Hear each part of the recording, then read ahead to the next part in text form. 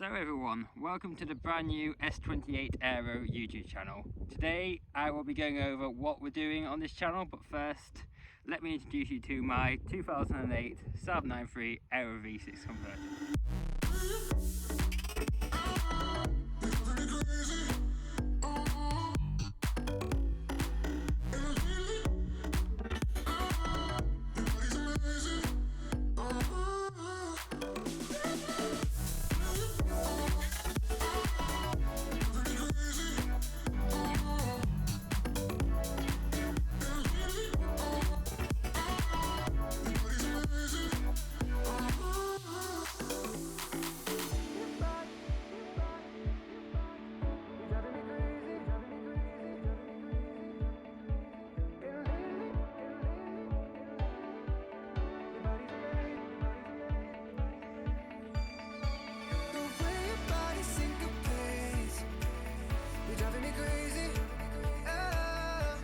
Is my 2008 Saab 9.3 Aero V6, and I just wanted to start off, as you can probably hear, it is quite noisy. Obviously living in the countryside isn't the quietest place, there's always something going on. Anyway, so let's talk about the car. This is a Aero V6 Saab 9.3 convertible from 2008. Now, as you can tell from the number plate, that does give away a little bit about what the car is. Also, that number plate is also my Instagram account.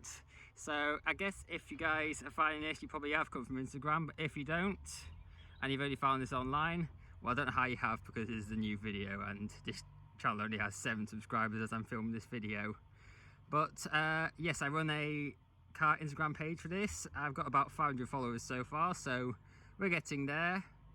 We're going to go over the car and then we're going to talk about what we're doing with this YouTube channel. So yes, let's start off with this engine. So not really engine related, but as you can see, it's quite dirty in here. Obviously living in the countryside, it's not the cleanest place in the world.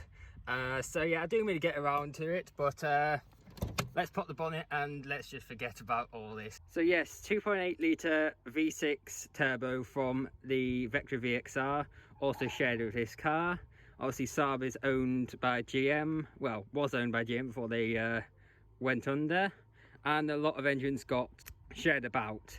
Also, some people say it's from the Holden Commodore V6 in Australia, but that's not being confirmed, I don't believe. Anyway, yes, it says online about 250 to 255 brake horsepower. It depends who you ask, really. It was never really gone over by Saab. You know, sort of loads of people say different things. It's mostly about 250 brake horsepower. So that should be about 155 mile/hour top speed, which for a 21-year-old is plenty fast enough. As you can see, I have done mainly exterior bits on this car, which I will go over in a separate video from this, which I probably will film today as well. It's a very good looking engine, I think.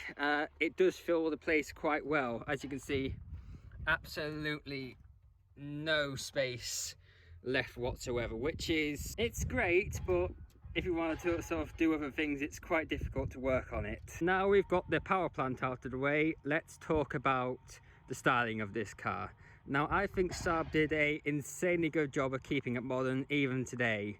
As you can see, it's a lot more angular at the front than the old 9.3. This is the 2008, so in 2007 it was given a facelift. I had a pre-face Saab 9.3 as my first car, which is still family owned. This is probably one of my all-time favorite looking cars. It's such an already aggressive car, especially with the extra bits I've added onto the car, such as the grey wheels, the yellow brake calipers, the fake, well, parody of the Ferrari flag there, which is quite a common thing done on Swedish cars. Quite a lot of Volvos have it done as well. As you can see, rear diffuser. I'm not going to go too much into what I've done to the car, as that is saved for another video. Another thing to note on the bodywork, it isn't perfect. Obviously, being now a 12-year-old car, there are quite a few issues on the car. As you see, I've got a cracked rear parking sensor and they actually don't work at the moment. I should be getting some new sensors in this Friday, hopefully, which I should be able to fix. Maybe I'll do another video on that. But yeah, the car isn't the most pristine on the bodywork, but it still looks pretty good. I shall go over that again in a separate video showing everything wrong with my car. Really though, it's not too much, which I'm quite happy about. So now let's talk about why I bought the convertible version of this car. Well, two reasons. One, this weather. When you have weather like this, about 19 to 20 degrees, it is one of the nicest experiences you can have. The wind going through your hair and the sort of top-down feel, you just can't beat it. Another reason I bought a convertible is the shape of the car. So the Saab convertible has always been quite an iconic shape and car to me, like the Porsche 911 or the VW Beetle. It's just a timeless design. It looks good with the roof up or down. I don't actually need the 4 doors anymore. It's mainly just me going back and forth to work and maybe catching a passenger once in a while. It's not really showing any practicality, but even with 4 people in and loads of stuff in the boot, it still holds it really well, and it's still a really livable sort of way to get around. So now we've got the exterior out of the way, let's talk about the interior. Probably one of the most focal points of the car, where you spend most of your time. Now, Saab did a really good job on legroom. Obviously, that's not the best example of interior leg space, but this seat is all the way back. Now, yeah, you do give up some of the practicality of a saloon, particularly the back doors, and it could have a little bit more space, but again, that's not too bad. That is in my normal driving position, and I could quite happily live in the back of this for a long journey. My dad also actually has a Mercedes CLK convertible, and to be honest, it's not as great in the back. The seats aren't as comfy, and Saab is known for their insanely comfy seats. They hold you more in, and they're a nicer experience, I think, than the Mercedes. Now, one of the other biggest reasons I went for a facelift is actually to do with the interior. You see this little screen on the Speedo there?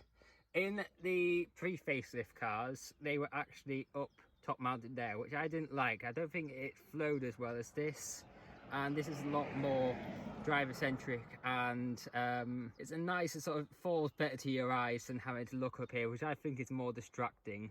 Also, on the pre-facelift, you had a much, I think, less improved central part of here. You couldn't really put an aftermarket screen like I have here. So the last part we're going to touch on the interior is the key and the handbrake.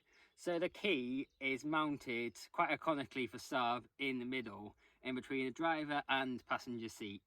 The reason they do this is for front end crash safety. So imagine the key being up here or next to the column there. If you're going to get into front end accident, you could smash your knee straight into it, which, number one, is quite painful. Probably not as painful as a crash, but you know what I mean. And it could probably cause quite bad trauma to your knee and possibly your leg. So they do this as a safety standpoint, which is one of the biggest reasons, one of the biggest things for Saab. Safety was always their first priority with the car. Secondly, we've got to talk about this handbrake. So the handbrake at the moment is up, and it looks a bit weird, and it's a bit of a weird shape. Now, to match onto the other side, which obviously doesn't need a handbrake, they put the Saab, I believe it's called a Saab smart slot, so you can have like ice scrapers, loads of different clever tools, ice scrapers, drinks holders. I believe this one, this wasn't anything but my old one. It was actually a card holder for, like, let's say, if you want to get into a Eurotunnel, if you want to sort of get into a drive and just have your card ready at hand. Now, once this is down, it all blends in and looks really good together. I shall overlay some video of it all down in the handbrake off position, and you can see what I mean. So let's talk about what I'm going to be doing with this YouTube channel. So this channel is going to be mostly focused on stuff to do with the car, so like maintenance, modifications. As you can see, I've already done a few, but as I said earlier, I will be doing that for a separate video that I might film today. I'm not completely sure. I'm going to see how the first video does, and if you guys are enjoying it, then I'll obviously put out some more videos. But yeah, sort of maintenance, modifications. It won't all be focused around this car though. I want to do sort of my own opinions, sort of top 5 lists, anything that you guys really want to see. It isn't much your channel as my channel. And obviously with my slight following on Instagram about 500 followers as we speak. It can always grow, and you could always give me more ideas about the content you want to see. So yeah, quick little video today, just an intro to this car. I hope you guys do enjoy. Please follow me on Instagram and subscribe to this YouTube channel. Instagram will give you most of the more update stuff. You'll see sort of more frequent pictures of the car and stuff I do with it, sneak peeks of stuff I'm going to do to it. But anyway, yes, I hope you guys enjoyed this first intro video, and thank you very much for watching.